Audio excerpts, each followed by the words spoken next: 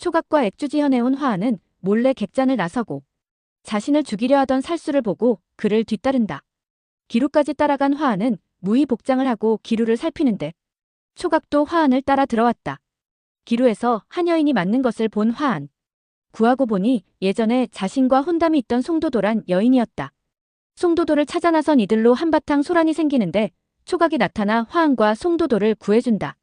사실 송도도는 정의소의 정혼자였고 그를 찾아 액주에 왔다가 화를 당했다고. 그리고 송도도를 쫓던 인물은 액주지현 손승복의 아들 손능이었다.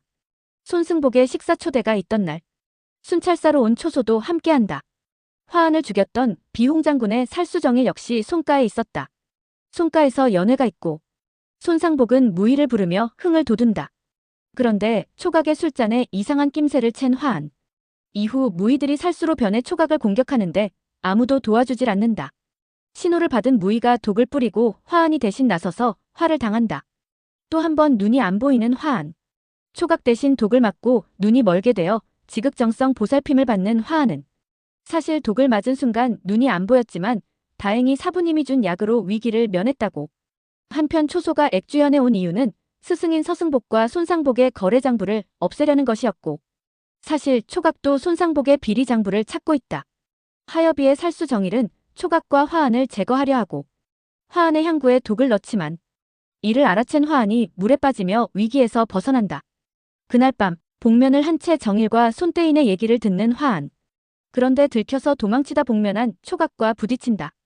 두 사람은 각자 길로 도망가다 결국 초각방에서 만난다. 이 장면에서 로맨스 일도 없는데 근본 없이 광대승천이 전로하는 나라 사람. 초각도 복면을 하고 소란에 놀라 도망을 가다 같은 복장의 화한과 부딪혔고 방으로 피한 후 급히 목욕을 한다. 그런데 그 방으로 화한도 들어왔다가 초각에게 들켰고 뒤쫓는 정의를 피해 초각의 욕조 속으로 들어간다. 위기를 넘긴 후 마주한 화한과 초각. 이때 눈이 보이는 것도 밝히지만 사실 이미 알고 있던 초각이었다. 초각 손바닥에서 칼춤추는 화한.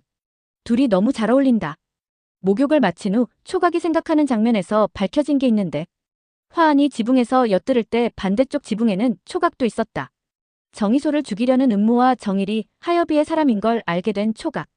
그날 밤 화한은 정일에게 도발을 시작한다. 하여비의 살수로 오빠인 하여비의 사주를 받아 하한을 죽이려 했던 정일. 뜻밖의 장소에서 만난 그를 죽여 화한은 결국 복수에 성공한다. 이 장면을 보고 있던 초각. 정일을 죽이기 전 화한의 대화를 엿듣던 초각은 화한이 여자인 걸 이미 알고 있다고 밝히며 화한의 정체를 묻는다. 초각에게 또다시 거짓말을 그럴듯하게 하는 화한. 이로써 초각이 화한에 대한 의심을 거두는 듯 보였다. 나 설레일 준비 됐음.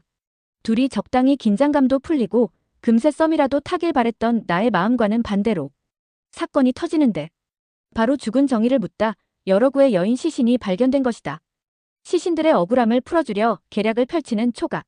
정의를 묻으려던 장소에서 나온 여인들의 시신은 액주현 내 실종된 여인들로 손승복과 그 아들이 저지른 일이었다.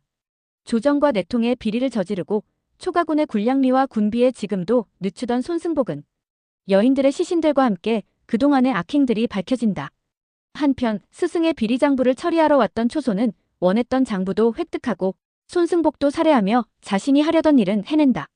초각과 화한은 액주현의 일을 마무리하며 다시 군영으로 돌아왔고 죽은 여인들의 가족들의 기부가 이어져 다소나마 군량비를 조달해서 돌아갈 수 있게 됐다. 다시 군영 생활을 하게 된 화한. 화한이 여인인 걸 알고 있는 초각, 그 사실을 알고 있는 화한. 이젠 둘이 꽁냥될 때 설레어줄 마음의 준비가 진짜 끝났음. 흐흐.